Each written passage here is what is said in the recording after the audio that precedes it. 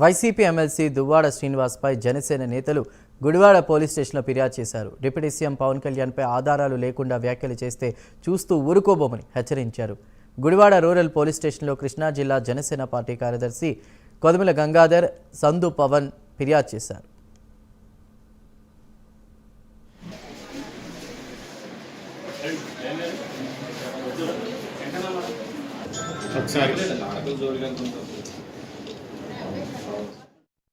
రాష్ట్ర బడ్జెట్ సమావేశాల మొదటి రోజు పవన్ కళ్యాణ్ గారి పైన ఎలాంటి ఆధారాలు లేకోకుండా గౌరవ ముఖ్యమంత్రి వర్యులు నారా చంద్రబాబు నాయుడు గారు పవన్ కళ్యాణ్ గారికి 50 కోట్లు నెలకు ప్యాకేజ్ ఇస్తున్నారని చెప్పని ఎలాంటి ఆధారాలు లేకుండా ఆరోపణలు చేశాడు.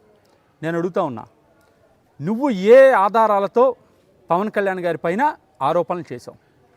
ఎందుకంటే యావత్తు దేశం మొత్తం కూడా మెచ్చిన నాయకుడు పవన్ కళ్యాణ్ గారు. ఈ రోజున నరేంద్ర మోడీ గారు సైతం పవన్ కళ్యాణ్ గారు అనే వ్యక్తిని ఒక తుఫాన్గా అభివర్ణించినటువంటి పరిస్థితి ఆంధ్ర రాష్ట్రం అంతా కూడా గమనించాం.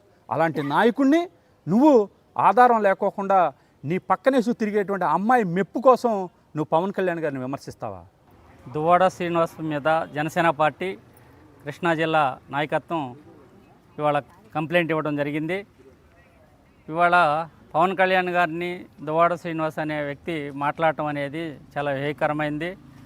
ఇవాళ ప్రజాస్వామ్య పద్ధతిలో ఉన్న పవన్ కళ్యాణ్ గారిని 70 ఏళ్ల స్వతంత్రం తర్వాత ఒక నూతనత్వాన్ని, నూతన రాజకీయాల్ని వేదిక మీద తీసుకుని వాళ్ళ వస్తున్న వ్యక్తిని విమర్శించడం అనేది ఇంకా వీళ్ళకి ఈ 70 ఏళ్ళ ఉన్న నాయకత్వాన్ని అందరికి కూడా అలవాటైపోయింది.